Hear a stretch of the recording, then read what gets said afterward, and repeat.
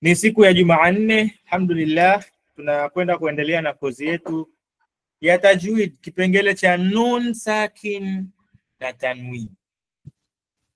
Vitu viwili lakini kama kitu kimoja. Nun sakin na tanwin kama kitu kimoja, sababu zote ni nini? Ni nun sakin. Hizo ndo tulizokuwa tukisoma. So nasisitiza kwa yule ambaye alikosa recording, afwan sana. Kwa yule ambaye alikosa recording, hakuangalia ile, sio tu hakuangalia, yani yeye hakuwepo darasani kuanzia darasa ya nun sakin inaanza au tanwin, basi apitie kwanza recording za nun sakin na tanwin. Hapo atakuwa ameweza kwenda pamoja na sisi kuanzia darasa ya Ijumaa iliyopita, sio Ijumaa ya juzi, iliyopita tumeanza darasa ya nun sakin na tanwin. Kwa kama mtu hajapitia hizo, basi apitie ili tuendelee pamoja hapa. Tuende kitaratibu. Moja ya aya inayohusu Qur'an, Allah alimwambia mtume wake, okay, hili tutalijibu mwisho.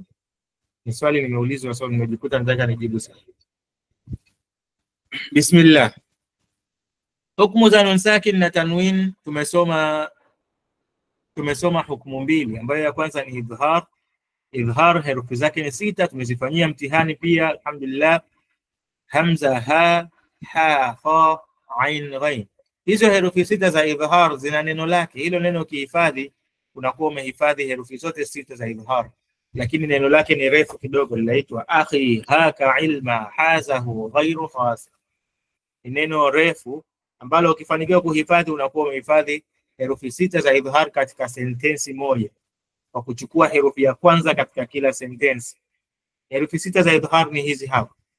So akhi hamza, haka ha, ilma ain, hazahu ha, ghairu ghain, khasir. Ni herufi 6 ambazo zinaanza katika hiyo sentensi moja, lakini vizuri tu zipangilie mapacha. So sentensi hii itakupa tabu. Hamza, ha, ha, kha, ain, ghain, herufi za kooni, lakini sio kwamba ndo hizi tu, hapana, zipo pia zingine ambazo hatujaziona. Bismillah. So tuone tuanze class. Nitapenda ukiwa una join basi mute mic yako ili tuendelee kuona msikia mwalimu peke yake. Baada ya hamza ya idhhar tukasema yenyewe ni kudhihirisha, tukaja iqlab. Iqlab tukasema maana yake ni kubadilisha, kuibadilisha kabisa nun na mim. Okay, sorry. Subhanallah. Kuibadilisha kabisa nun sakin au tanwin iwe kimim. Badilisha nun sakin au tanwin iwe mim iliyojificha, ikimaanisha nun sakin. Mim ba'di, na pia unaweka ghunna. Kaelezea ghunna ni nini? Ghunna ni sauti ya mnunguniko ambao ukisema mim ba'di haujaweka hiyo ghunna. Ghunna inavutwa, afwan, ghunna inanungunika hapa. Mim ba'di, hiyo ndo ghunna. So ukibadilisha tu bila kuweka ghunna pia bado sio sahihi. Okay, leo sasa tunaingia hukumu ya 3. Tuwe pamoja hapa tuzimalize hukumu 4 hizi, alafu ndio tuvute pumzi tena insha Allah. Na actually nimegundua kwenye mtihani ndo watu wanaelewa sana, so huenda tukafanya jaribio, sio mtihani, tukao tu tunafanya jaribio. Tumaliza nun sakin, hebu tufanyie tu majaribio darasa ya nun sakin kwenye mtihani, sababu actually nimeona ndo tunaelewa vizuri kuliko mwalimu akiwa anaongea wengine wanasikia makabila tu, kikabila hapa. So tutakuwa tukimaliza hii leo, so inshallah tutajaribu kufanya mtihani, sio jaribio lake la nun sakin na tanwin. Idgham, hukumu ya 3 katika hukumu za nun sakin na tanwin inaitwa idgham. Hukumu ya 3. So ndio tunaanza hivi. Hukumu ya 3 inaitwa idgham. Idgham sasa ni nini? Na hii idgham ipo baina sehemu kubwa sana. Idgham na idhhar. Idhhar imezoeleka, iqlab pia tushaifahamu. Sasa idgham ina sehemu kubwa kwa sababu yenyewe tu haijaingia tu kwenye nun sakin na tanwin. Idgham imeingia ndani zaidi huko. So kwa hapa tu mwanzo na imani ukifahamu huko pengine pia utaifahamu idgham. Idgham ni nini? Ni neno la Kiarabu hili ambalo lina maana ya kuchanganya. Lina maana ya kuchanganya idgham. Hebu shika hii chai nichanganyie na maziwa. Pale ndani unatoa kitu sio rangi tena ya maziwa nyeupe wala sio rangi ya majani ya chai, bali unatoa tena kama kahawia. It means kitu kimeshachanganywa pale. Au kwa urefu kuchanganya, naelezea nasema ni kuweka kitu kimoja kwenye kingine. Okay, ngoja nijichanganye na wenzangu. Umeingia katika kundi la watu, au let's say hapa nipo ndani ya nyumba. Nyumba ina magodoro, ina kitanda, ina nini, ina kila kitu, ina ofisi. Nyumba imetuchanganya pamoja ndani. Hiyo ni kuchanganywa. Sasa tukisema katika Qur'an kuchanganya, sasa idgham inatumikaje katika Qur'an? Anasema tuende pamoja, ni kuchanganya au kuingiza herufi ya sakin kwenye herufi ya mutaharrik. Mutaharrik ni fatha, kasra, dhamma. Kuingiza herufi ya sakin kwenye herufi yenye haraka, na ikawa herufi moja yenye shadda. Tena hapa hajakutajia tu ni kuiweka nun sakin. Hajakutajia tu ni kuweka nun sakin. Okay? Bali amekwambia ni kuchanganya herufi yenye sakin kwenye herufi yenye haraka, ambapo inakuwa ni kama herufi moja yenye shadda. It means unakaza pale. Hiyo ndio inaitwa idgham. Umechukua herufi yenye sakin umeingiza kwenye haraka, combination hii. So hiyo ni namna ya usomaji. Japo kwenye kuandikwa haukuti imeandikwa shadda pale kwamba hapa zipo ambazo unakuta shadda, lakini sio kwamba unakuta shadda alafu haukuti hii ya nyuma yake. Kwa nini yenye sukun tu isingewekwa huko tu ikawa ni neno moja, imetolewa tu herufi moja hii tunajua tunatamkaje? No. Kitu kinaitwa idgham. Herufi unaikuta yenye sukun, mbele kuna herufi nyingine, alafu unazichanganya pamoja, inakuwa kama herufi moja yenye shadda.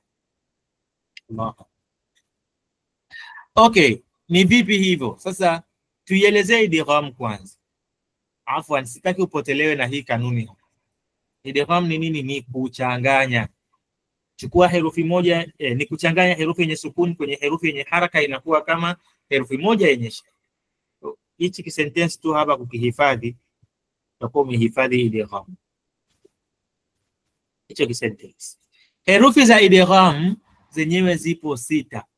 Herufi za idgham katika nun sakina na tanwin zipo 6, ambazo zenyewe zimeunganishwa katika neno linasomeka yarmalun.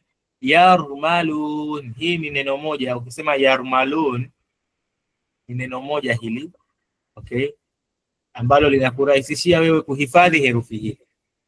Sio neno la kwenye Qur'an, bali tunahitajika ulihifadhi ili uwe umehifadhi kitu kimoja. Herufi za idgham yarmalun, na hili ndio watu wengi hawasahau neno lake. Neno lake yani mtu anaweza kasahau idhhar, akasahau iqlab, lakini idgham haisauliki kwa sababu ni yarmalun. Yani unaweza kusahau jina idgham lakini usisahau yarmalun. Kwa jitahidi hivi. Yarmalun, tanwin imekutana na ya iko mbele. Hii ni nini? Hii ni yarmalun. Ni sawa. Da mwingine mimi naitwa mtu. Wewe mtu akiniita hivyo sikatai, sababu pia mimi ni mtu. Jichanganye ukaita sokwe au vipi, huko ndio tunapelekana baba. Kita tu mtu ni jina langu lingine. So idgham jina lake lingine ni ni yarmalun. Ikiwa hausiki unasikia lakini hauoni, basi kata alafu ingia tena. Yarmalun, herufi zake 6. Kishika tu yarmalun, hii inakuwa imekurahisishia sana. Herufi 6 za idgham, yarmalun. Hizo ni herufi kama tulivyoshika za idgham. Na hizi hapa nazo ziko 6 hivyo hivyo. Yarmalun. Okay. Tuendelee. Kitu cha msingi sana, lakini hichi kitu tutakiruka. Hii kumbuka, hii tuiweke pending hii, inshallah tutakuja kuirejea hiyo kumbuka. Tuanzie kwanza kwenye idgham. Idgham ina aina za idgham. Tuendelee hapa kwanza, fafanulie hapa alafu tutaendelea. Aina za idgham. Idgham tukisema ni nini idgham? Tumeshasoma pale juu. Ni nini idgham? Ondokana vile vile ni kuchanganya herufi yenye sakin kwenye herufi yenye haraka, inakuwa kama herufi moja yenye shadda. Hiyo ndio idgham. Sasa hiyo kuchanganya hii na hii ili izue kitu kimoja, hiyo inaitwa idgham. Sasa hiyo ina aina mbili.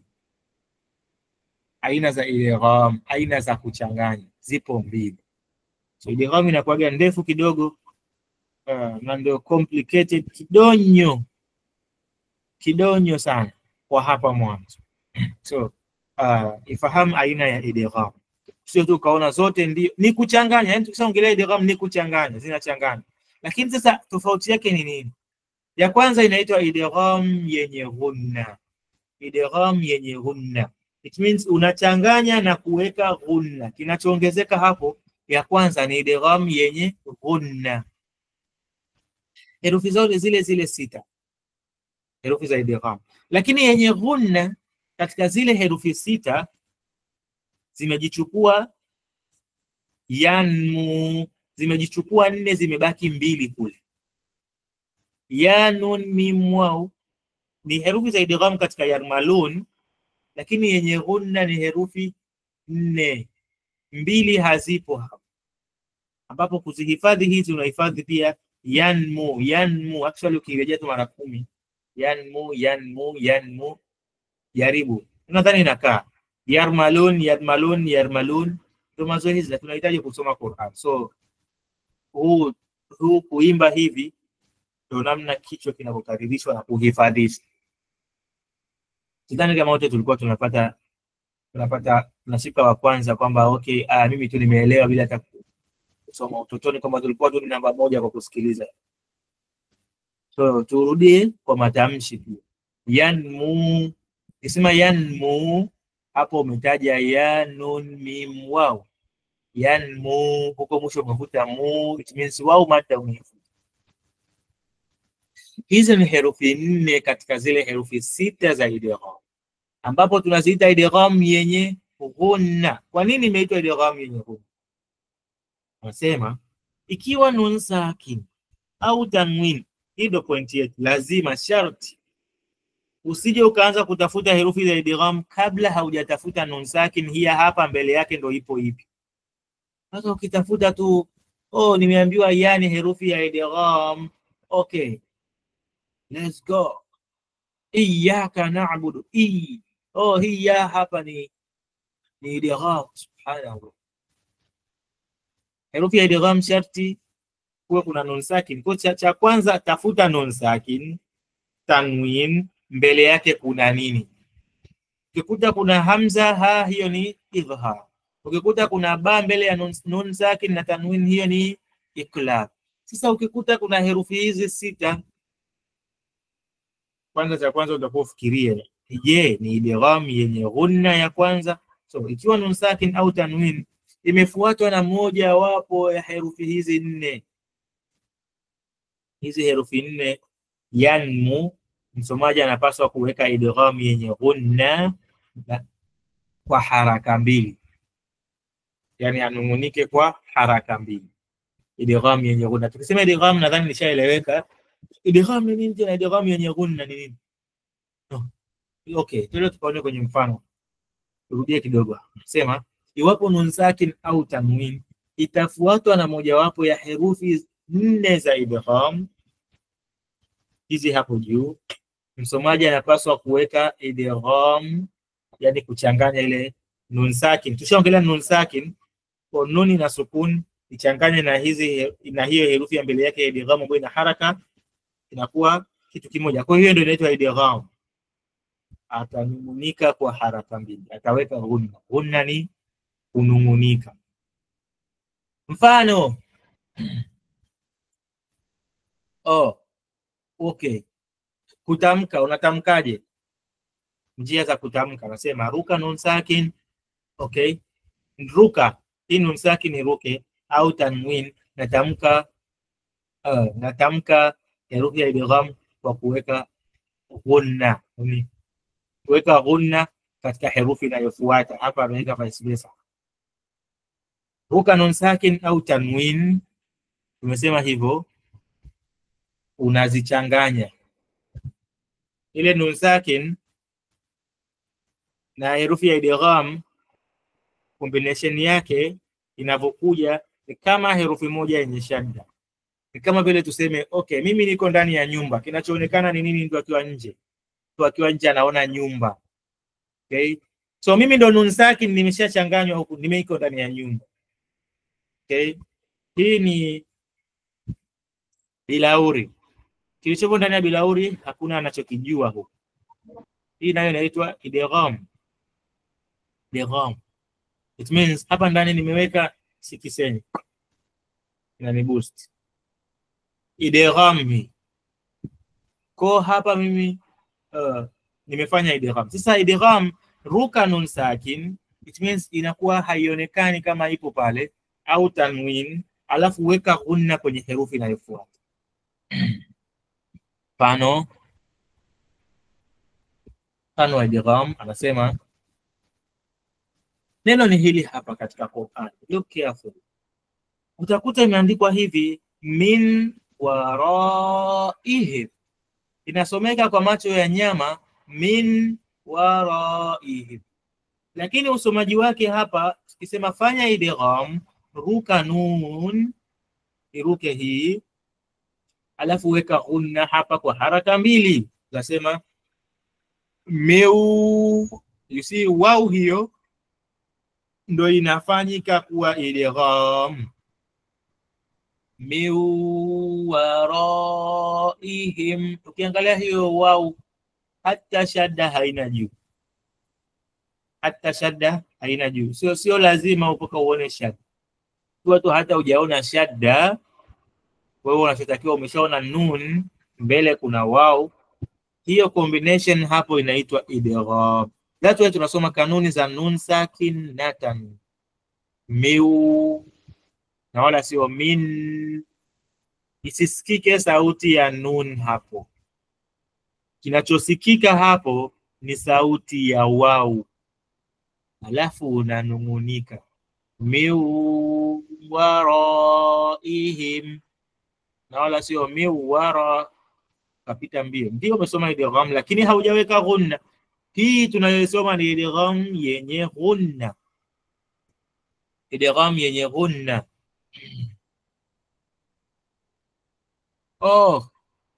Nimeuliziwa jamani, mwalimu hayupo au nina ikhtilafu ya metro?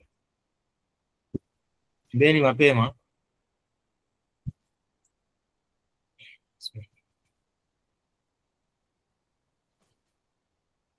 Subhanallah. Je, kama kweli sipo darasani. Hello, assalamu alaikum. Okay, mashallah, nimeona vidole juu. Kwa hiyo nadhani ni ikhtilafu upande wako. Shukran sana. Alhamdulillah. Barakallahu fik. So idgham tuisome vizuri. Actually huku nakuwa wambuzi kidogo, kwa sababu ni darasa serious. Okay, ni darasa serious ambayo inahitaji ubongo wako kama kuna vitu vingi urestore, ureboot, udelete, futa hivyo vingine, medula oblongata ibaki empty kuhifadhi hii kanuni. Ikiwa mtu afwan sana, kama hauoni kitabu hili ni tatizo. Labda kama umefungua kwako, lakini vizuri, hebu kata alafu rudi tena. Poleni sana, sijajua tatizo linakuwa ni nini kwa. Na nimejipin hapa. Nimejipin juu. You see, hii inaitwa idgham. Tena idgham yenye ghunna. Min waraihim. So ukisikia mtu anasoma hivyo, hata usimkosoe kwamba hii umetoa wapi. No. Au min masade, hii inasomeka mim masade. Utaskip nun alafu utaweka ghunna katika mim. Actually mim na nun zenyewe automatic huwa zinakuwa na nini? Zinakuwa na ghunna. Hii tulishasoma. So automatic unajikuta unaweka ghunna. Nun unaiskip. Ndio idgham. Idgham mimi napenda kuitafsiri idgham kama kuruka. Ndio mwingine ukitafsiri kuchanganya na inakuchanganya kweli. Kuitafsiri kuruka, yani ruka nun sakin and then weka ghunna katika mim. Kwa mimi napenda kusema hiyo kusikia kuruka. Lakini kuchanganya unajikuta mbona nimechanganya maziwa na chai lakini sioni kahawia. Mbona nun hata haina dalili. Weka ruka nun, ruka tanwin, hapo utaipata ile. Mim masade. Lengo lile kwamba kwenye Qur'ani baki yabadilisha. Au neno hili ambapo mbele kuna ya, cha kwanza kuangalia ni nun. Sheikh, ili neno usije kanisomea ukaniambia mim ni idgham, ya nun ni idgham, ya ni idgham, mim ni idgham, lam ni idgham. No. Hapa tunaangalia kwanza nun sakin ni wapi, then herufi ya mbele yake. Hii moja hapa. Ilikuwa isomeke faman ya'mal, lakini ukisoma hivyo umesoma hukumu gani? Faman ya'mal. Sheikh, unakuwa umesoma idhhar. Wewe idhhar umeileta kwenye idgham sheikh. So idhhar wapi? Yana, maana hapa hii ni herufi yahi. Yana idhhar wapi? Yana na herufi za idhhar wapi na wapi? Somaji wake faman ya'mal mithqala. Maalim, baada ya kuruka unaweka ghunna au shadda? Ruka unaweka ghunna. Listen carefully. Nikisema kuweka shadda, shadda ni nini? Nitasema faman ya'mal. Hiyo ni shadda, faman ya'mal. Nikisema nisiweke hata shadda inakuwa faman ya'mal, faman ya'mal. Hapo ndo sijaweka hata shadda. Nikisema niweke shadda inakuwa faman ya'mal. Sio ghunna, faman ya'mal. Okay? Hiyo ndo ghunna. Na stay pale kunungunika. Hiyo ndo ghunna. Shadda tu ni kwamba nimekaza nimetoka. Faman ya'mal. No. Faman. Kwa unaweka ghunna, hiyo inaitwa ghunna. Unabaki pale kwa mimi. Hizi idgham yenye ghunna, herufi zake ni ngapi? Herufi zake ni 4. Inshallah tutajipima kwenye jaribio. Tutajipima kwenye jaribio kabla ya mtihani. Au falan nazidakum fadhuqu falan nazidakum. Hapa imekutana nun, imekutana na nun mwenzake. Automatical nun sakin kukutana na nun yenye shadda. Na nun herufi ya idgham kama vile haijabadilika kitu. Okay? Sababu unaweka ghunna hapa ni kama hauhisi umebadilisha chochote. Okay, herufi ni hiyo hiyo. Falan nazidakum, sawa. Unaweka hapo. Hakuna shaka. Okay? Lakini kanuni ni ile ile, hiyo unaiweka. Alafu unaweka ghunna. Falan nazidakum, na wala sio falan nazidakum. Hapo umekaza ila haujaweka ghunna. So tusome Qur'an kitaratibu. Fa idha qara'nahu fattabi' Qur'ana. Tunaposoma Qur'an izingatie moja ya hikma za Allah subhanahu wa ta'ala katika kumfundisha mtume wake, anasema la tuharrik bihi lisanaka litajala bihi, usiufanyie haraka mdomo wako wewe. Okay, katika kuiendea hiyo Qur'an usifanyie haraka wewe unasoma then hauhisi chochote, hauna feeling yoyote katika usomaji wako. La tuharrik lisana, unawahi wapi? Okay, taratibu. Okay, it means nenda na hukumu za tajwid. Falan nazidakum, alhamdulillah. That's why pia Allah subhanahu wa ta'ala katika teremshaji wake wa Qur'an hajaamua tu kwamba okay, sasa kitabu cha Qur'an kama alivyowafanyia labda kaumu zilizopita, wao wanashushiwa kitabu kwa, lakini katika zama zetu Allah akashusha aya moja moja. Allah anamwambia mtume wake, waqala alladhina kafaru laula nuzila hadha alqur'anu ala jumlatin wahida. Yani Allah asema, wanasema waliokufuru wanatamani lau hii Qur'ani ingeshuka yote tu pamoja. Kwa nini kila siku inashuka kidogo kidogo? Kuna lengo la Allah subhanahu wa ta'ala kushusha Qur'an kidogo kidogo. Alikuwa na uwezo wa Allah kuileta yote pamoja. Okay, Qur'an hii maneno yake, lakini hikma vile Allah anaendelea katika aya, anasema kadhalika linuthabbita bihi fuadak, lengo letu ni ili tuthibitishe moyo wako. Just imagine wewe unashushiwa aya moja moja, inakuingia, unaifanyia kazi, alafu ndo inashuka ingine tena. So hivyo ndo namna ambavyo pia inatakiwa sisi tuisome. Uweke malengo kwamba okay, sio tu nimefungua mashafu nimeshamaliza juzu 2 kwa siku na furahi.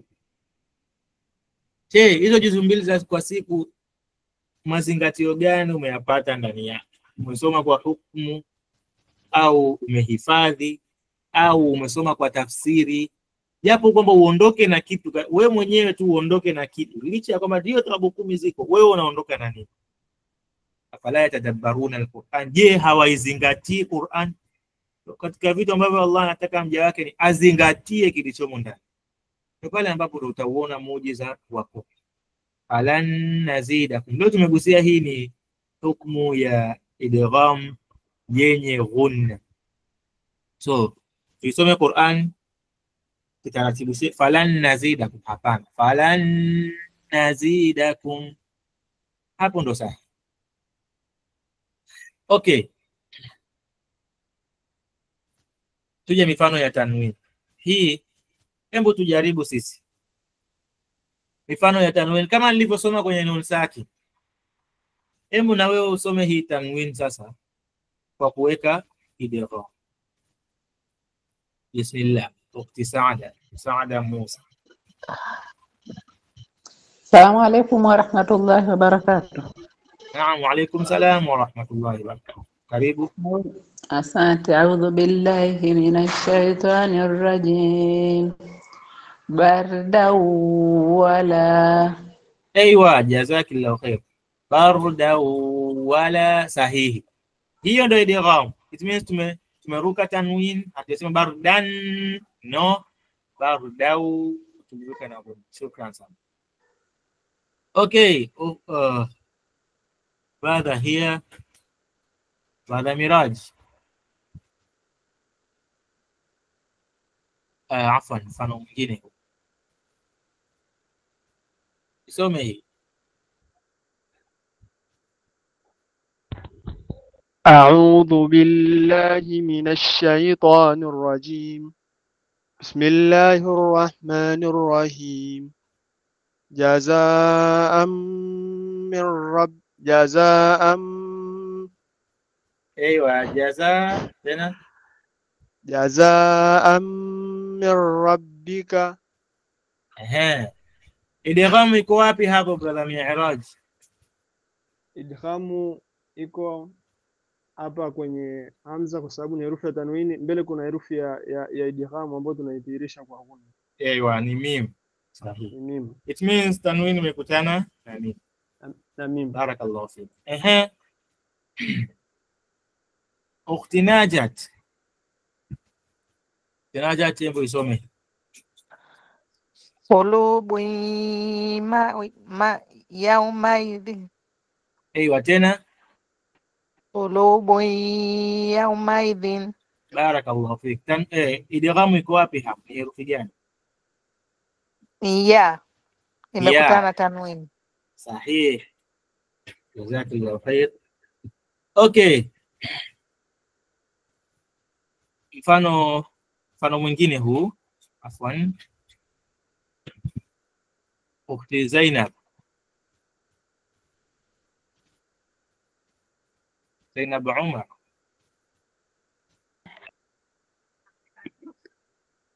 Yawmaidhin na'ima. Aiwa, yawmaidhin na'ima. Idghamu iko wapi hapa? Idgham ni hiyo na yenye fatha na shadha, na tanwini hiyo hapo chini. Aiwa, tanwin imekutana na nun. Sahihi, shukran sana. Okay, tuiangalie japo aya moja. Tufanye mfano wa aya hapa. Aya yenye idgham. Hii ni aya ambayo ina tanwin, lakini hata hizi zingine pia katika hii aya tumeshazisoma. Tuone tofauti yake katika usomaji wa aya nzima. Bismillahirrahmanirrahim. Suratu Zilzala. Suratu Zilzala, Allah anasema faman ya'mal mithqala dharratin khayran yarah faman ya'mal mithqala dharratin khayran yarah. Hii ni aya ambayo kuna hukumu hapa ndani yake. Kuna hukumu mbili. Kuna hukumu mbili hapa. So hebu tufanyie mazoezi hii. Mimi niwasikilize kwenye aya hii hapa. Ukhti afani brother sasa hivi, brother Ali mgeni. Hebu na wewe isome hii aya moja hapa. Hii aya ya 7 famai. Assalamu alaikum. Alaikum salaam wa rahmatullahi wa barakatuh. Bismillahirrahmanirrahim. Faman ya'mal mithqala dharratin khayran yarahu. Aiwa, sasa brother Ali nieleze hukumu zilizomo hapa. Hukumu ya kwanza tunakutana na kuna hii ya baada ya nun sakin. Aiwa. Hukumu ya pili hapa kuna ha za nani tupo za idham tupo. Hata hiyo pia nieleze kama tumeisoma. Hii ni izhar. Izhar ya tanwini kukutana na fa. Shukran. Ha ya izhar. Zimeisha. Naona kama zimeisha. Okay, mashallah. Barakallahu fik. Umejitahidi sana brother Ali. Inshallah. Ila kuna moja bado hapa. Okay, ukhti Asha.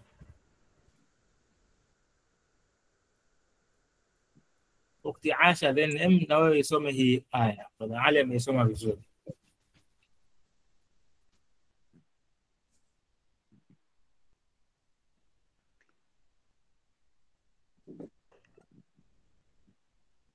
Nimsaidie Ustaz.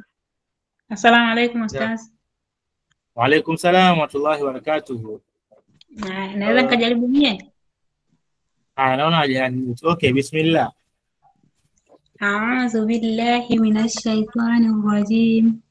Faman ya'mal mithqala dharratin khayran yarah. Barakallahu fik. Hebu elezea ukhti.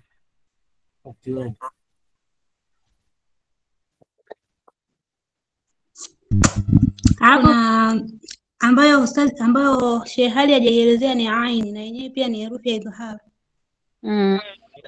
Iko wapi? Baada ya ambayo ndio tumesema idgham, aini ambayo ina sukun. Famai ya hiyo aini hapo. Yes. Haya, ukti wema,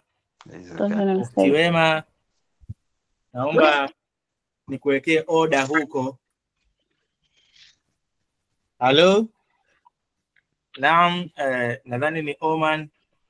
Tafadhali sana sana sana zimfikie gunia tupu lisilo na kitu alivae wakati wema ya na mda huo huku akiwa anasemwa wakati wema. Haya, mwingine amsaidie. Let's go. I think mjitahidi. Ustazi namsaidia. Afwan, kuna ambao wanajitahidi sana wanajua, so tutulie kidogo. Afwan sana. No, sorry. Unajua kuna watu ambao wanakaa kimya, lakini ndio tunatamani pia tuwe nao pamoja. Nobo Matumbi. Nobo Matumbi. Salamu alaykum wa rahmatullahi. Hebu isome pia brother hii. Bismillahirrahmanirrahim. Faman ya'mal mithqala dharratin khairan yara. Hebu ieleze. Hapa kuna hukumu tatu. Hukumu mbili ashazitaja. Hukumu ya tatu ni ram. Endelea. Hukumu khairan ira ina yenye tanwin. Ina tanwin mbele yake imefuatiwa na ya. Aiwa, barakallahu fik. Ukti wema kaja kuelezea ain ambayo nyuma yake hakuna sukun. Hiyo haiwezi kuwa ni herufi ya idhhar. Herufi ya idhhar sharti nyuma yake kuwe na sukun. Bali brother Nobo pia naomba urejee hiyo aya, kuna makosa urekebishe. Tukisema faman, hiyo sio ya. Famai, hiyo ndio ya. Famai ya'mal mithqala dharratin. Hapa kwenye dharratin ukhti wema alinungunika akasema dharratin afwan, ya kutaja jina sababu ndo adhabu tumekubaliana hiyo. Kusema dharratin, hapana. Kwa dharratin khairai. So hiyo pia inungunikwi. Mwisho khairai, na tukinungunika khairai, hiyo bado sio ya. Hiyo ni nun umeificha. No, isistike nun. Khairai. Kama unafanya kuja yara, uanza nayo khairai yara. Okay, barakallahu fik. Shukran pia brother Nobo. Hii aya nitaituma kwenye group hii aya tuifanyie mazoezi insha Allah ili tusikilizane na tukosoane. Actually kweli kwenye mazoezi tunaelewa zaidi. Kwa tusifanyie mchezo baadaye fala talumanna illa nafsak. Usilaumiane ila takuwa ni nafsi yako. Arafta ya side. Alhamdulillah, nadhani nimezimaliza dakika zote. Alhamdulillah, leo tumesoma idgham na ndio tumeianza. Hiyo ndio raha ya Qur'an. It means ukisoma una feel kile ambacho unakisoma. Tumeweka mikono wengi juu na natamani hivyo katika group. Hatujasoma zoezi tokea sijui lini. Kwenye group brothers and kwenye group ukhtis tuchangamke inshallah, tufanyie mazoezi hii aya moja. Okay, ikiwa una uwezo wa kusoma sura nzima bado hatujaziwekea hukumu hizo zingine, unaweza kusoma. Ikiwa una uwezo wa kutafuta aya yako yenye mfano wa idgham, hilo ni bora zaidi. Swali la leo lilikuwa limeulizwa, nimelijibu. Swali lilikuwa ni swali la leo, kwa nini Qur'an imeshuka? Kwa nini Qur'an nisingeshuka yote tu pamoja? Taka imeshuka kidogo kidogo. Nilizungumzia pia katika aya Allah aliyosema waqala alladhina kafaru laula makafiri waliokufuru wao walikuwa wanatamani hivyo. Kwa nini tu Qur'an isingeshuka yote pamoja? Mpaka Allah ameshusha moja moja. Lengo lake ni nini? Allah akasema inuthabbita bihi fuqad. Lengo lake ni ili mioyo yetu ithibitishwe imani. Actually mpaka sasa hivi hata mtu akushikie kisu hapa akwambie mkatae Allah, sidhani kama unaweza. Kwa sababu gani? Umeionja halawatan iman, utamu wa imani. It means ayakuna Allah wa rasul ahabba ilayhi mimma siwahuma. Umempenda Allah na mtume wake kuliko chochote. Hivyo ndio imani inavyotakiwa kuwa. It means moyo wako umethibitishwa tayari na hiyo Qur'an imeingia sana katika moyo.